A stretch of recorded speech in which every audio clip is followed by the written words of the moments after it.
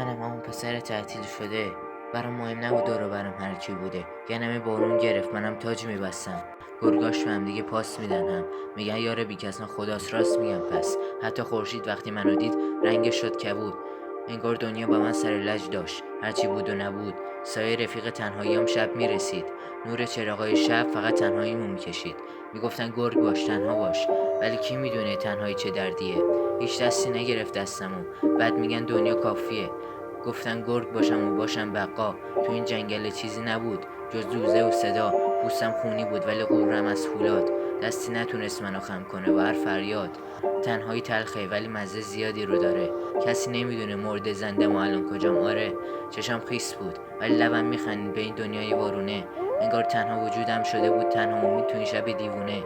حرفم تو گلوم گیر کرده، سنگین تر از هر واژه.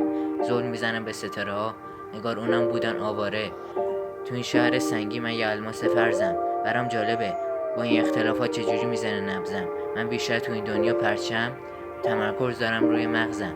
تنها حرف دلم هست همین کاغذم. تا وقتی کلمات مردم رو کنترل میکنه جلوترم. من همیشه پابرجام، تو رفارس از هر روز پخته ترم.